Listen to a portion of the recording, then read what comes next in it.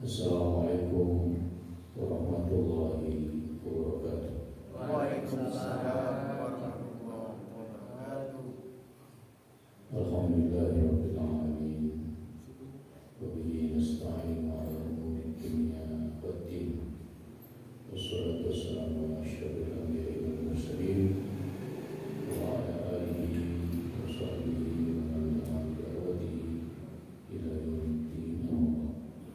Masyaallah muslimin jamaah salat subuh yang dirahmati Allah. Alhamdulillah kita bersyukur pada Allah Subhanahu wa taala. Subuh hari ini kita dimudahkan untuk mendatangi rumahnya, melaksanakan kewajiban kita ibadah sholat. Mudah-mudahan mendatangkan manfaat bagi kita semua dan diterima di sisi Allah Subhanahu wa taala. Salat dan salam semoga dilimpahkan pada junjungan kita Nabi besar Muhammad sallallahu alaihi wasallam. Pada pagi hari ini kita akan membahas lebih khusus tentang kurbannya Rasulullah sallallahu alaihi wasallam. Setelah pada 2 Kamis yang lalu kita sudah membahas tentang keutamaan bulan Zulhijjah, dan salah satu dari keutamaan itu adalah berkurban. Nah, bagaimana kita meneladani kurbannya Rasulullah SAW? Apa saja yang beliau lakukan ketika berkurban? Kita akan bahas pada pagi hari ini dengan rujukan kitab Tawdihul Ahkam min Bulughil Maram. Ada sejumlah hadis yang dicantumkan dalam nomor 1176 ini. Semua hadis ini berkaitan dengan bagaimana Rasulullah berkurban. Wa an Anas bin Malik radhiyallahu anhu, dari sahabat yang bernama Anas bin Malik, semoga Allah meridhoi beliau.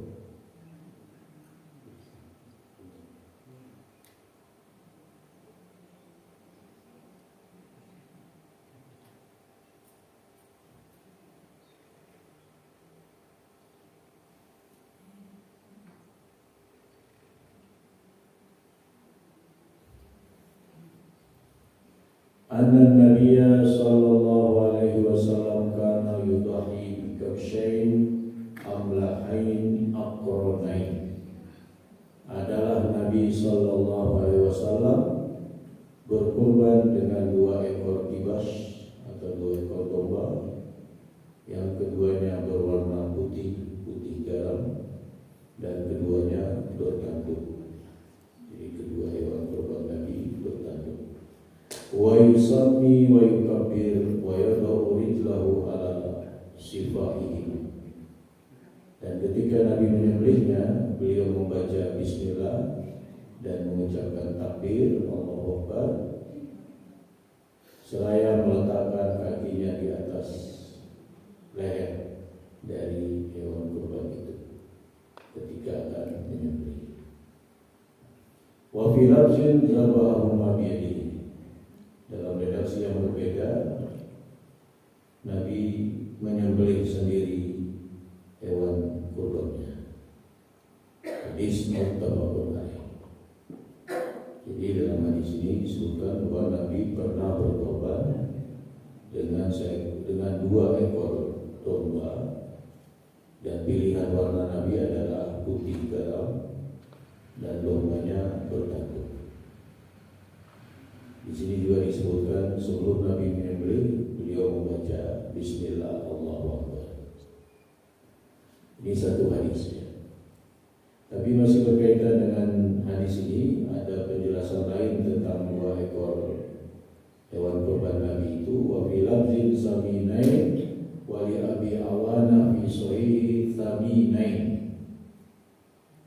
Di dalam redaksi yang berbeda masih berkaitan dengan 2 kurban Nabi tadi, keduanya saminain. Saminain itu gemuk. Sedangkan dalam riwayat Abu Awana menggunakan saminain. Kalau menggunakan sin itu berarti gemuk, 2 kurban Nabi itu gemuk.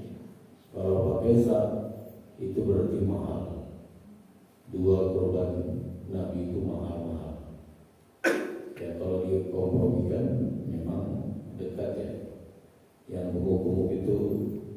biasanya mahal. Ya, bukan bapak atau ibu perawatannya, tapi nilai daging dan lain sebagainya, ya, bobotnya. Wa fi lafzin li Muslim, nah ini hadis yang berbeda. Ketika tadi disebutkan wa yusalli wa yukabbir, ini secara tegas mengatakan wa yaqul bismillah wallahu akbar. Beliau mengucapkan bismillah wallahu akbar sebelum menyembelih. Walahu ayat Muslim hadis Aisyah min hadis Aisyah radhiyallahu anha. Nah, ini korban yang berbeda. Kalau tadi 2 ekor kambing, sekarang 1 ekor kambing. Amara bi kabshin akron yatok bi sawadin wa yabruk bi sawadin wa yanzur bi sawadin wa utiya bi liyudhiya bi. Nabi memerintahkan kepada ibunda Aisyah untuk mencari seekor kambing yang bertanduk, kaki-kakinya berwarna hitam, bagian perutnya berwarna hitam, dan sekitar kedua matanya berwarna hitam. Apakah ibunda Aisyah kesulitan mencari dengan harapan warna seperti itu tadi? Ternyata tidak. Ya, beliau memerintahkan pembantunya untuk mencarikan dan ada, kemudian diserahkan kepada Nabi untuk dikorbankan. Sebelum Nabi sembelih, Nabi memerintahkan ibunda Aisyah dengan mengatakan, ya Aisyah alumni al-mudiyah, thumma qala ishhadiha bihajarin fa'ala. Wahai Aisyah, tolong ambilkan pisau. Kemudian Nabi mengatakan ishhadiha bihajarin, asap pisau itu dengan batu. Kemudian ibunda Aisyah melakukannya. Jadi dalam hal ini ibu-ibu juga berperan ketika akan adanya penyembelihan hewan kurban. Thumma akhadaha wa akhadahu fa'ajja'ahu thumma zabahu. Kemudian beliau ambil pisaunya dan beliau ambil juga hewan kurbannya, 1 ekor kambing. Kalau hadis sebelumnya 2 ekor kambing. Kemudian beliau menyembelihnya. Sebelum menyembelih beliau berdoa, Bismillah, Allahumma taqabbal min Muhammad wa ali Muhammad wa min ummati Muhammad thumma dohabihi. Beliau mengucapkan Bismillah, ya Allah terimalah ini dari Muhammad dan dari keluarga Muhammad serta dari umat Muhammad. Jadi beliau masukkan keluarganya, beliau masukkan pula umatnya. Ini menunjukkan kasih sayang beliau kepada kita semua, sehingga pantas untuk kita cintai, kita teladani, kita bersalawat kepada beliau. Nah, dalam 2 hadis ini dapat kita lihat Nabi pernah berkorban 2 ekor kibas atau 2 ekor kambing bertanduk berwarna putih. Nabi juga pernah berkorban dengan seekor kambing, dan beliau memasukkan keluarga dan umatnya dalam kurbannya itu, seraya berdoa membaca Bismillah dan memohon diterimanya korban beliau itu. Nah, apa pelajaran dari 2 hadis ini? Kita akan lihat. Yang pertama, fil hadis bayanun masyru'iyatil udhiyah. Di dalam hadis terdapat penjelasan disyariatkannya berkurban. Waqad ajma'al muslimun ala masyru'iyyatiha. Kaum muslimin sepakat akan adanya syariat berkurban. Tidak ada kelompok kaum muslimin yang membantah bahwa kurban itu bagian dari syariat Islam. Biqauli ta'ala fasholli li rabbika wanhar. Dasarnya adalah firman Allah surat Al-Kautsar ayat kedua, dan sholatlah karena Tuhanmu dan berkorbanlah juga karena Tuhanmu. Jadi di sini ada kata li rabbika untuk menegaskan bahwa sholat-sholat yang kita lakukan atau sembelihan-sembelihan yang kita lakukan hendaknya diniatkan karena Allah Subhanahu wa ta'ala. Qala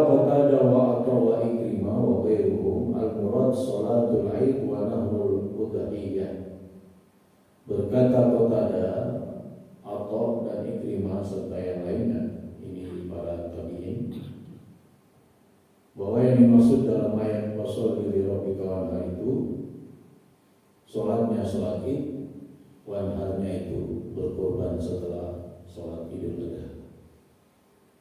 Wala syakka fi umumil ayat li kulli sholatin wa kulli zabhin. Tapi tidak menutup kemungkinan makna umum bahwa yang dimaksud dengan washolli li rabbika wanhar itu sholat secara umum, apapun sholatnya, apakah itu sholat sunnah, sholat wajib, itu harus li rabbika, harus karena Allah. Demikian juga dengan sembelihan, tidak terbatas pada sembelihan kurban hari raya Idul Adha, tapi juga bisa sembelihan akikah, sembelihan walimah, semuanya harus karena Allah, li rabbika. Annal muslim ma'murun bi an yukhlisahuma lillahi ta'ala, bahwa setiap muslim diperintahkan untuk mengikhlaskan sholat dan berkorban itu karena Allah Subhanahu wa ta'ala. Karena inilah ruh amal itu. Syarat penting diterimanya amal adalah dilakukan karena Allah Subhanahu wa ta'ala. Terutama dalam berkorban, ini sangat kuat sekali godaan untuk tidak karena Allah. Tetapi kata Ibnu Rajab, jangan sampai karena sebab itu kemudian tidak jadi berkorban. Jadi karena khawatir riya, wah nanti daripada saya dipuji-puji masyarakat, ya sudah saya tahun ini enggak berkorban. Nah justru itu riya juga kata Ibnu Rajab. Ada orang ingin sholat, wah takut dilihat tetangganya, nanti dikira wah terlalu alim, riya dan lain sebagainya. Dia khawatir, dia ingin menyembunyikan amalnya, akhirnya sholat di rumah. Nah, justru itu riya kata Ibnu Rajab. Jadi ya bismillah saja. Ya bismillah, mohon kepada Allah dan diteguhkan hatinya untuk beramal karena Allah Subhanahu wa ta'ala. Jadi tetap terus beramal, jangan takut karena riya tadi. Justru itu bisikan setan supaya kita tidak beramal.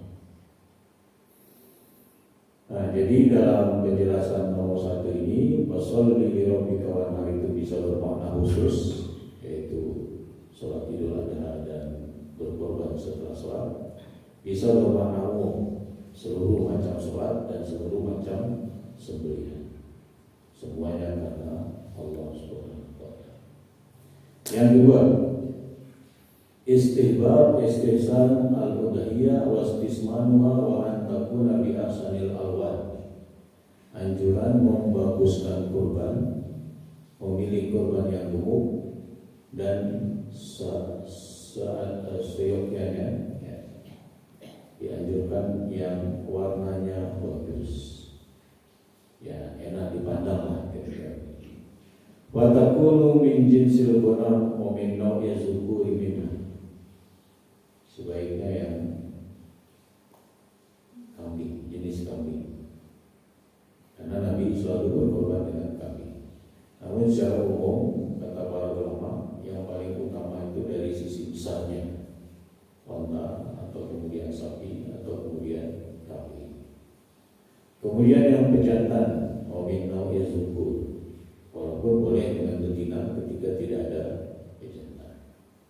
Wa antakuna bayda aw bayaduha aktsar min sawariha, dan sebaiknya berwarna putih atau putihnya lebih dominan daripada hitamnya.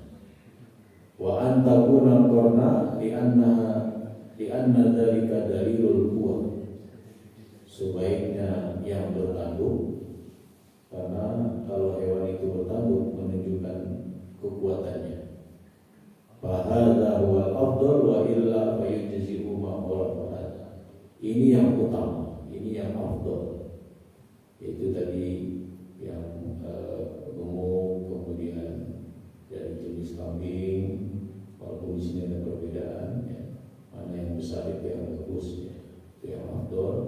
Dari jantan warnanya putih atau putih dominan dan bertanduk.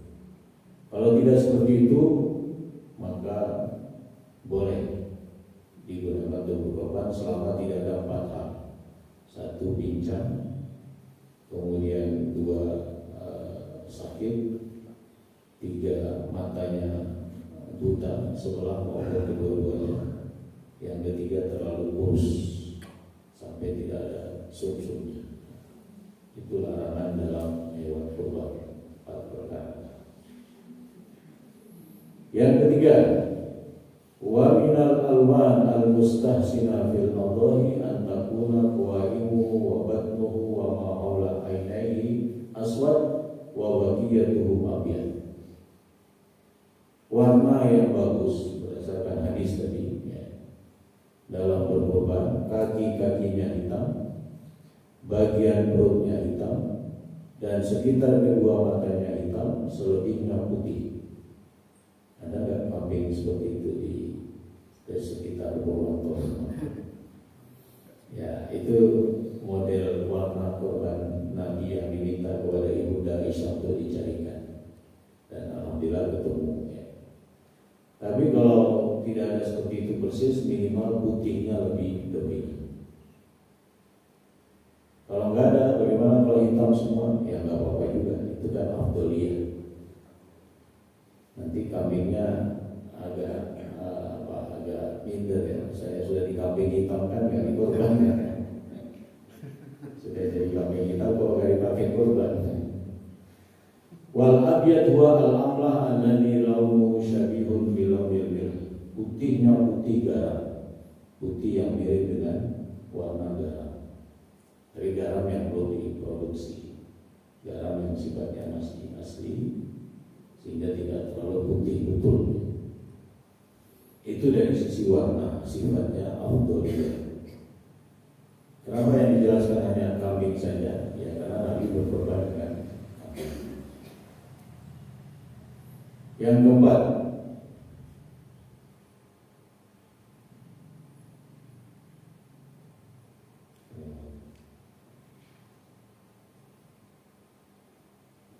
antakuna zatu qadarin wa thamanin qawal bi anna hadza dalilu nafasatiha wa husniha. Sebaiknya yang memiliki nilai atau harga yang tinggi, harga yang mahal, karena ini menunjukkan nilai korban itu dan bagusnya korban. Ya dalam ungkapan Jawa itu kan ono ruko.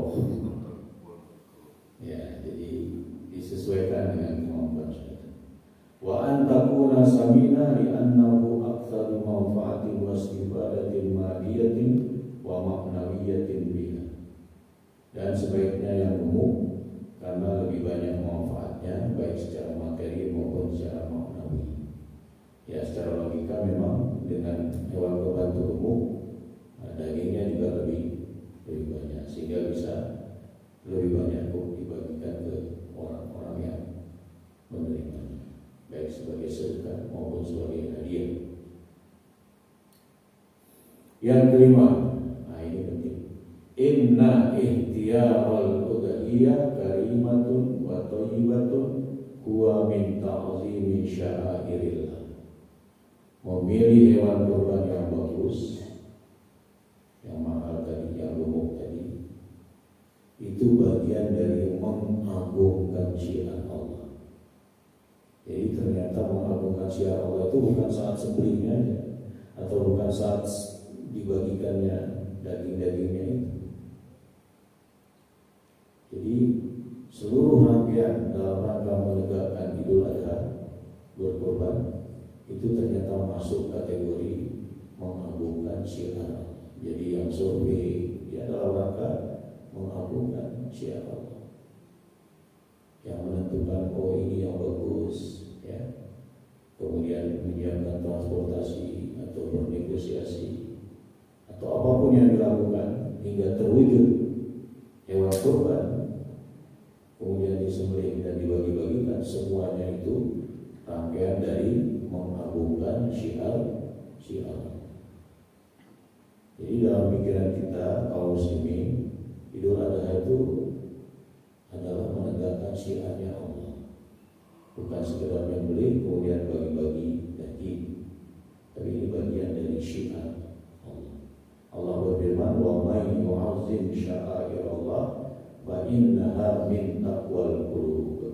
Siapa yang berkenan mengagungkan syiar-syiarnya Allah, dan salah satu syiar Allah itu adalah berkorban, sesungguhnya itu lahir dari ketakwaan hati. Jadi ciri orang bertakwa itu diantaranya mau mengagungkan syiarnya Allah. Karena hari Idul Adha itu hari libur, sangat mungkin orang dan keluarganya itu rekreasi, mungkin ke Batu, mungkin ke Jogja dan lain sebagainya, hari libur. Tapi mereka yang menyediakan waktu untuk hadir dan mengurus syiarnya Allah ini, insya Allah termasuk orang-orang yang bertakwa. Mudah-mudahan Bapak Ibu tidak menjadwal rekreasi, tapi menyediakan waktunya, mewakafkan waktunya kira-kira dari subuh sampai asar mungkin paling lambat ya, karena pembagian juga menjadi tanggung jawab amanah yang dititipkan oleh masyarakat takmir ya, sehingga selesai nanti jangan lupa berdoa ya Allah, terimalah kerjaku, pengabdianku pada hari di mana aku berkenan untuk mengagungkan syiar ya. Nah, mudah-mudahan semuanya dapat pahala apapun tugas yang dilakukan. Bahia min a'lami dinil Islam. Ini sudah merupakan kewajaran kelurahan dalam Islam, mengagungkan syiarnya Allah. Karena kalau bukan kita siapa lagi? Bahkan ditegaskan oleh Ibnu Abbas, ta'zimuha istismanuha wastihsanuha. Di antara mengagungkan syiar Allah dalam berkorban itu mencari yang mahal, mencari yang umum, mencari yang bagus dari hewan korban ini. Dan tentu disesuaikan dengan kondisi keuangan yang ada. Karena ada orang berkaitan dengan hobi itu gak pikir lagi kalau sudah hobi. Beli burung saja kadang-kadang bisa 10 juta, bisa 15 juta, nah, bahkan ada lebih dari itu ya. Nah ini syiarnya Allah, ini luar biasa. Kebaikan akhiratnya, kebaikan dunianya juga sudah tentu, karena setiap yang dikeluarkan di jalan Allah pasti Allah akan mengganti. Yang keenam, al-udhiyah min afdoli al-a'mali sholihah. Berkorban adalah salah satu amal soleh yang utama. Sudah amal soleh utama ya. Berdasarkan hadis yang diriwayatkan oleh Imam Tirmizi, Ibnu Majah dan Hakim dari hadis Ibunda Aisyah, anna Nabiya sallallahu alaihi wasallam qala ma amila ibnu adam yawman nahar amalan ahabbu ila Allah min hiramatid dam fatihu bi anas. Kata Rasulullah, tidak ada amal anak Adam pada hari nahar, hari ke-10 Dzulhijjah, yang paling disukai oleh Allah selain daripada meneteskan darah. Maksudnya di sini menyembelih hewan kurban. Karena itu senanglah dengan meneteskan darah itu, senanglah dengan berkorban. Jadi Nabi menyuruh kita untuk senang dengan berkorban, bukan satu yang biasa-biasa, tapi senang dengan berkorban. Baik mereka yang mampu berkorban maupun yang masih belum mampu berkorban, senang dengan adanya hari raya, bukan karena identik akan makan daging atau akan menerima daging, tapi dengan syiarnya secara keseluruhan. Dhahaba katsirun minal fuqaha minhum al-Hanabila ila anna dzabhal udhiyah afdal min as-sadaqah bi thamaniha. Banyak ahli fikih yang berpendapat, di antaranya mazhab Hanabila, mazhab Hambali, bahwa menyembelih hewan kurban itu lebih utama daripada bersedekah dengan nilai yang sama. Misalnya katakanlah harga kambing atau sepertujuh sapi 3.500.000. Seseorang memilih untuk berkorban, orang yang lain saya bersedekah aja, saya kasih anak yatim 100 sampai 35 anak, maka yang lebih utama yang berkorban. Ya. Walaupun masing-masing amal itu amal yang baik, amal soleh, tapi dalam konteks melakukan penyembelihan hewan kurban Idul Adha, yang lebih utama adalah berkorban daripada bersedekah. Wa qad ikhtarahu Syekhul Islam Ibnu Taimiyah rahimahullah ta'ala. Dan ini pendapat yang dipilih oleh Ibnu Taimiyah, seorang ulama abad pertengahan. Yang ketujuh, ini para penjaga. Wa yusra at-tasmiyah inda zabiha biqauli bismillah, biqaulihi ta'ala wadhkuru ismallahi 'alaiha shawab. Disyariatkan membaca bismillah ketika menyembelihnya berdasarkan firman Allah, dan sebutlah nama Allah atas hewan sembelihan itu ketika akan disembelih. Wal masyru' inda dhabhi al-iktisar ala bismillah. Yang disyariatkan ketika menyembelih terkait dengan baca bismillah ini adalah memendekkan. Maksudnya memendekkan itu jangan baca lengkap bismillahirrahmanirrahim, tapi baca bismillah kemudian dilanjutkan Allah. Kenapa? Wa dzikru sifatu rahmatillahi ta'ala la tunasib adzibah allati bihi al-qaswa wa iraqatid dam.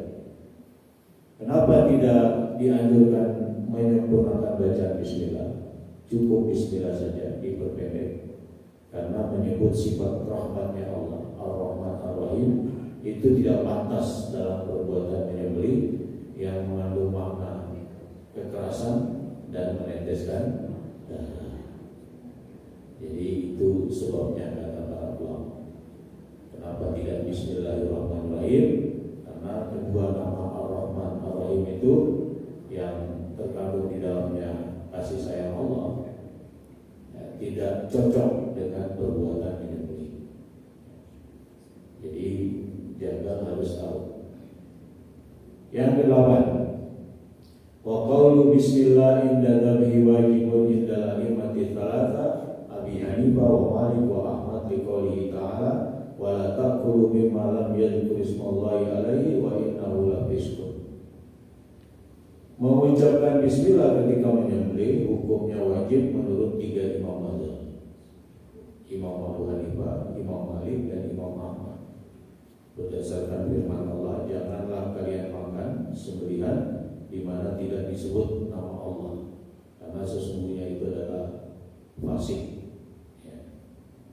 Wa mustahabun indal Imam Asy-Syafi'i, dan dianjurkan atau sunnah menurut Imam Syafi'i, karena dengan sendirinya orang itu sudah Islam. Tapi pendapat umumnya mazhab Syafi'i itu berdasarkan pernyataan Imam Ghazali, al-akhbar mutawatir fiyah wa tafaqu ala masyru'iyatih, bahwa hadis-hadis yang berkaitan dengan membaca bismillah itu sangat banyak dan mereka sepakat disyariatkannya membaca bismillah. Jadi secara umum, ya, membaca bismillah itu ada syariatnya, walaupun ada yang berpendapat wajib, ada yang berpendapat sunnah. Yang ke-9, wa yusra ma'a bismillah ayyakul inda dhabhi Allahu akbar, liqaulihi ta'ala kadzalika sakharna lakum litukabbirullaha ala ma hadakum. Disyariatkan setelah membaca bismillah itu saat menyembelih juga membaca Allahu akbar, karena Allah berfirman, begitulah kami tundukkan atas kalian hewan-hewan ternak itu agar kalian mengagungkan Allah atas petunjuknya. Jadi ada tambahan bacaan Allah. Kata Ibnu Muzir, thabata anhu sallallahu alaihi wasallam annahu kana yaqulu dzalik. Berdasarkan hadis-hadis yang ada, Nabi selalu membaca bismillah Allahu akbar ketika menyembelih hewan kurban. Wa ajma'al ulama ala anna takbir inda dhabhi mustahab wa laysa biwajib. Ulama sepakat bahwa membaca takbir ketika menyembelih hukumnya sunnah, bukan wajib. Yang wajib tadi apa? Bismillahnya wajib, ya. Tapi walaupun sunnah, kan tetap ada pahalanya. Bismillah, Allahu Akbar. Yang ke-10, yustahabbu lil mudahi an yatawalla dhabha udahiyatihi bi nafsihi in kana yuhsinu dzin. Dianjurkan kepada para pengorban untuk menyembelih sendiri hewan kurbannya kalau dia mahir untuk itu. Jadi yang sudah khusus juleha nanti dipersilahkan, ditawarkan mengeksekusi sendiri, dibantu pegang-pegang itu, dia yang mengeksekusi itu lebih utama. Kenapa? Di anna dzabha ibadatun wa qurbatun ila Allah Ta'ala. Karena menyembelih, menggerakkan menyembelih itu, bergerak untuk menyembelih, menggerakkan tangan, menggerakkan pisau, itu ibadah dan cara mendekatkan diri kepada Allah. Jadi ibadahnya bukan berkorban itu selesai. Ikut menyembelih itu juga ibadah. Ini luar biasanya syiar Idul Adha ya. Menyembelihnya bagian dari ibadah. Karena itu penting juga yang sering berkorban itu sekali-sekali ikut kursus juleha. Ya, rasa yang bisa disembelih hanya ayam. Ya, tapi kalau tidak mampu tidak mengapa, ini kan sunnah ya. Nah, di dalam kitab Al-Iqna yang ditulis oleh Syekh ini, wa inna dzabha biyadihi kana afdal bila niza. Menyembelih sendiri hewan kurban pengorban itu lebih utama, tidak ada perbedaan perselisihan para ulama di sini. Ya memang seharusnya berkorban itu di rumah masing-masing sembelih, setelah itu dibagi-bagikan, sebagian dimakan, sebagian dihadiahkan. Tapi tradisi itu kan jarang terjadi di masyarakat itu. Selalu titip ke masjid atau ke tempat-tempat tertentu untuk disembelih. Ya, nah itu yang lebih utama ya yang beli sendiri di rumah, kemudian nanti dibagi-bagi. Wa bi dzalika iktida'un bin Nabi sallallahu alaihi wasallam alladzi nahara bi yadihi 63 budnah min hadihi wa dzabaha udhiyatahu bi nafsihi. Menyembelih sendiri hewan kurban itu adalah bentuk iktidak, bentuk meneladani Nabi. Karena beliau pernah berhadiu itu menyembelih hewan kurban karena haji. Itu pernah menyembelih 63 ekor unta sendiri. Ya kan, 63 ekor unta, tapi tidak kemudian dengan penggorengannya, tidak kemudian dengan potong-potongnya, dan menyembelih hewan kurbannya sendiri. Jadi berkorban itu yang utama menyembelih sendiri. Nabi pernah berhadiu itu 100 ekor unta yang beliau sembelih sendiri 63, sisanya 37 dilanjutkan oleh menantunya Ali bin Abi Thalib. Waqad ajma'al ulama ala anna dzabhal mudahi awil muhdi udhiyatahu aw hadiyu biyadihi mustahab wa laisa biwajib. Ulama sepakat bahwa pengorban yang menyembelih sendiri hewan kurbannya itu hukumnya sunnah, bukan wajib. Kalau wajib nanti tidak ada yang berkorban. Ya, tapi hukumnya sunnah, ya lebih afdal. Jadi bapak ibu yang berkorban, terutama bapak-bapak yang bisa menyembelih, sebaiknya nanti disembelih sendiri hewan kurbannya. Ya, yang lainnya membantu.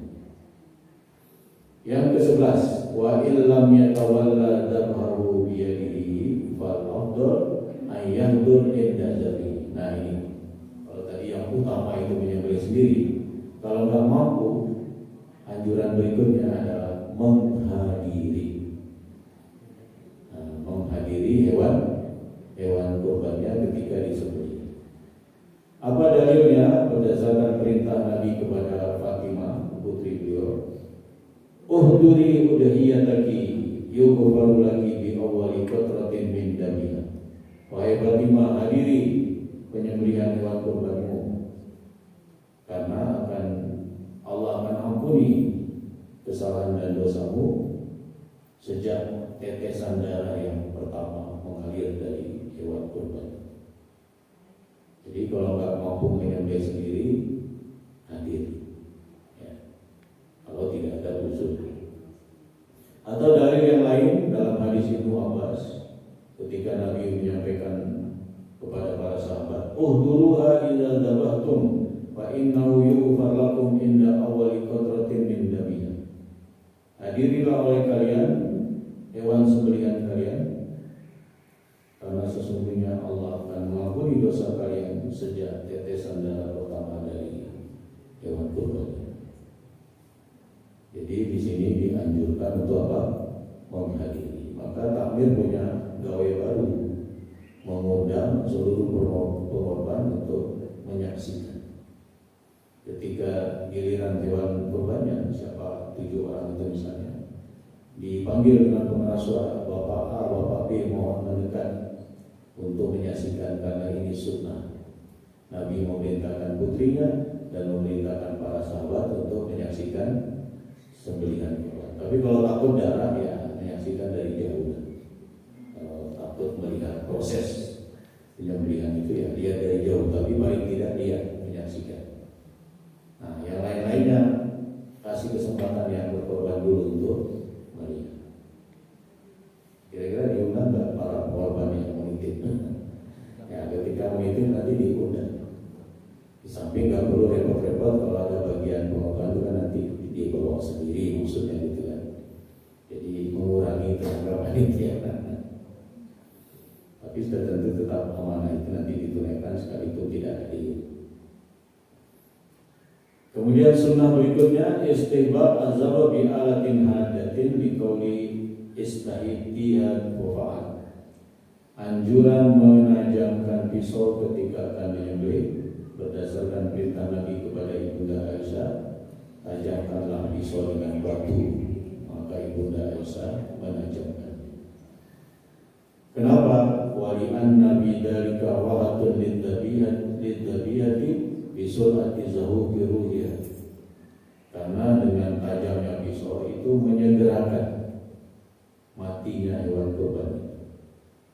Jadi ada sekelompok masyarakat ketika melakukan menyembelih itu disuruh keliling dulu kambingnya, terus ditombak, ya.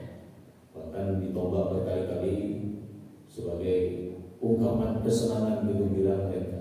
Padahal itu sebenarnya menyakitkan bagi hewan sembelih. Nah, Islam mengajarkan kita apa yang disebut dengan ihsanul zabi, berbuat baik ketika menyembelih. Sampai sejauh itu Islam memperhatikan karena dia rahmatan lil alamin. Maka ini harus hati-hati, jangan sampai pisau tidak tajam. Nabi SAW mengatakan, "Idza zabahtum fa ahsinu ad-dibha wal yuhidda ahadukum syafratahu wal yurid zabihatahu." Apabila kalian menyembelih, baguskanlah cara menyembelih. Indikasi bagusnya menyembelih itu, satu, hendaklah salah seorang dari kalian menajamkan pisau. Yang kedua, hendaklah menenangkan sembelihan. Jadi jangan sampai dikejar-kejar, dibuat seperti semacam kegembiraan, ya. Ya, ditenangkan. Nah, itu cara yang bagus dalam menyembelih menurut Islam. Jadi ada 2 indikator besar. Satu, harus tajam. Yang kedua, sembelihan harus tenang, sehingga disembelih dengan khusyuk, dengan hikmah. Karena itu adalah ibadah. Ya, bukan tidak memungkinkan hewan kurbannya lari dan lain sebagainya.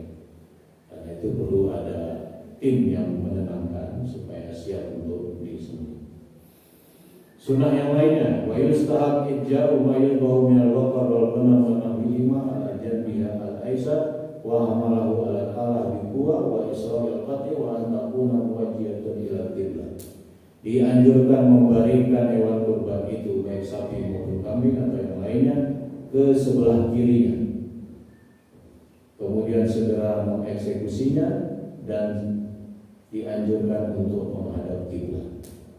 Nah, jadi sunnah yang lainnya dibaringkan ke sebelah kiri hewan kurban dan menghadap ke kiblat dan segera mengeksekusi. Disebutkan dalam kitab Syarhul Iqna, wa yukrahu tawjihuz dzabihah ila ghairil qiblah. Makruh hukumnya menghadapkan hewan sembelihan selain ke kiblat. Wa yukrah an yuhidda sikin wal hayawan biusiruhu. Makruh hukumnya menajamkan pisau dan hewan kurbannya melihat sampai di depannya itu diasal-asalnya kamu tak sembelih. Nah itu nggak boleh. Walaupun maksudnya guyon gitu ya, sambil sedih pura-pura sedih. Kamu sebentar lagi tersembelih, ini pisau sedang tak asal, nggak boleh. Ya. Jadi harus jauh dari pandangan hewan sembelihan ketika akan mengasah pisau. Bahkan di sini dikatakan au yuzbahu syat wa ukhratan zalilai. Makruh hukumnya menyembelih seekor sembelihan atau kambing, sedangkan kambing yang lain melihatnya atau hewan kurban yang lain melihatnya. Jadi nggak boleh lihat temannya sedang disembelih, harus ada hijab. Ya, kalau tidak ada hijab ya minimal ditutup dengan daun pisang. Nah, supaya dia tidak melihat temannya disembelih. Berarti menurut keterangan ini hewan kurban itu juga kotoran ya. Gak senang melihat temannya disembelih, nanti giliran lihat. Jadi harus ditutup lah paling tidak. Apa dasarnya? Hadis riwayat Ahmad dan Ibnu Majah dari sahabat Abdullah bin Umar radhiyallahu anhu, anna Nabiyya sallallahu alaihi wasallam amara an tuhidda syifar wa an tawara bain anil bahari. Nabi memerintahkan untuk menajamkan pisau dan menjauhkannya dari hewan ternak, dari hewan yang akan disembelih. Nah, jadi itu sunnah menyembelihnya. Berarti nanti posisinya harus diatur, jangan sampai bebas melihat hewan yang sedang disembelih. Ya, jadi harus ada penutup, paling tidak mereka tidak melihat temannya disembelih. Ini sudah masyhur. Kita lanjut atau tanya jawab? Tanya jawab ya, monggo. Monggo. Assalamualaikum warahmatullahi wabarakatuh. Waalaikumsalam. Ustaz, apakah ada dalil atau sunnah yang menyatakan pembagian daging kurban, Ustaz? Daging kurban mungkin sekian buat kemudian buat apa namanya? Musafir sekian, kemudian buat yang lain sekian. Apakah ada dalil yang sama? Terima kasih. Ya, tidak ada dalil nominal tertentu. Pokoknya terbagi, gitu ya. Bahkan kalau misalnya pengorban, istilahnya bukan muzaki, tapi mudhohi, ya, pengorban.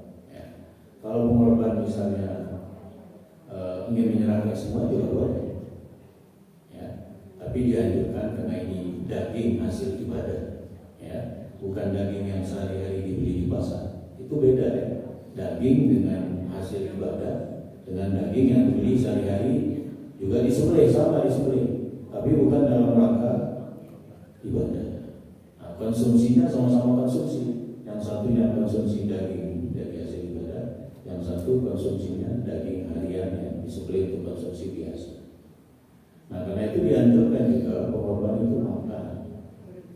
Ya, kalau yang punya sakit-sakit jangan banyak-banyak lah gitu. Ya, nggak perlu takut daging kambing itu langsung kecuali betul-betul sudah dialami dan betul terjadi seperti itu, baru tidak usah ya untuk menjaga kesehatan.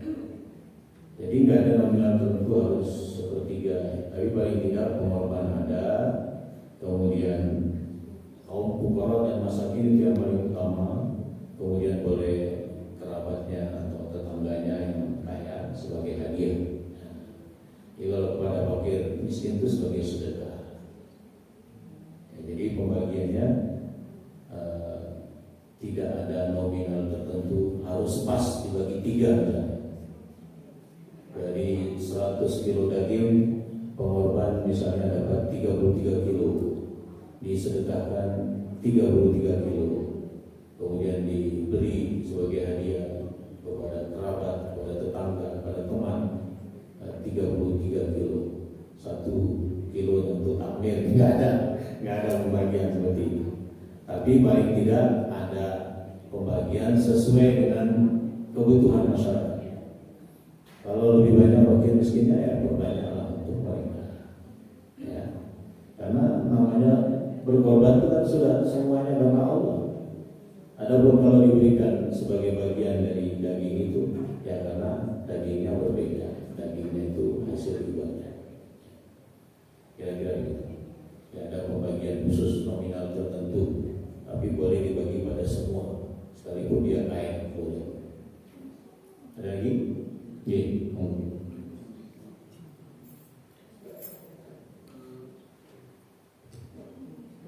Berkaitan dengan disunahkannya hewan tidak melihat, hewan lain tidak melihat ketika hewan yang lain disembelih itu. Bagaimana secara teknisnya ketika Nabi pada saat haji itu menyembelih membawa 100 ekor hewan kurban itu, kemudian dia begitu banyak itu kan, bagaimana secara teknis itu untuk menghindarkan hal itu tidak bisa melihat. Tidak disebutkan dalam hadisnya teknisnya. Ini bagian dari sunnah yang menunjukkan rahmatan lil alaminnya Islam. Jadi kalau memungkinkan itu diberi hijab, maka sebaiknya diberi hijab.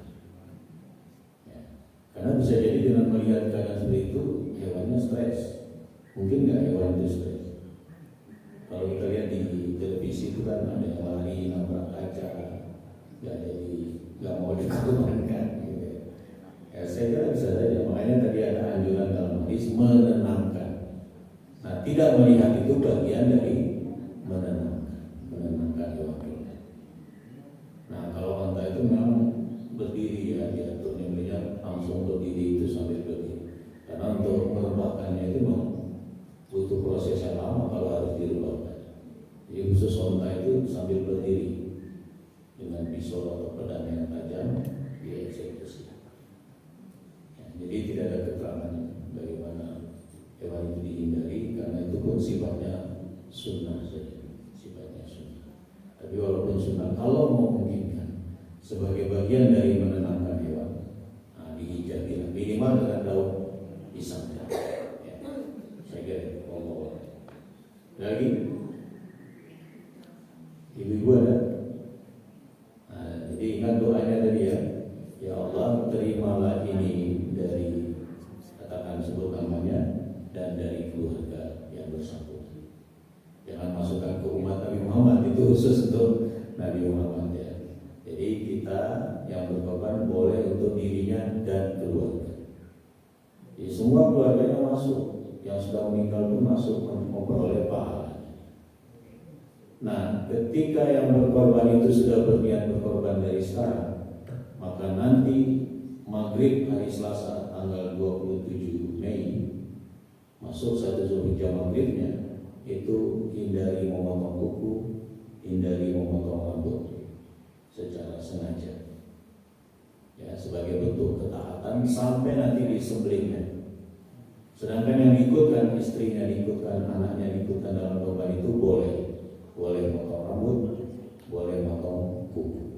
Nah, pengorban utamanya yang namanya tersebut itu dilarang untuk itu.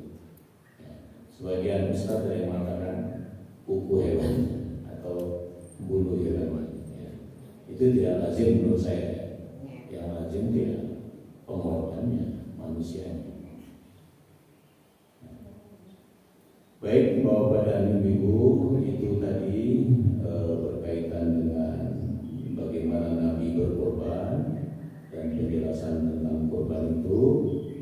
Mudah-mudahan Allah Subhanahu wa Ta'ala memberikan rezeki kepada kita semua sehingga bisa menyisihkannya untuk menegakkan syiar Idul Adha dan hindari melakukan kegiatan-kegiatan yang tidak bermanfaat di hari Idul Adha itu, tapi hadirlah untuk membantu, berperan untuk membantu dalam rangka menegakkan syiar Allah, syiar Idul Adha hingga tuntasnya amal tersebut.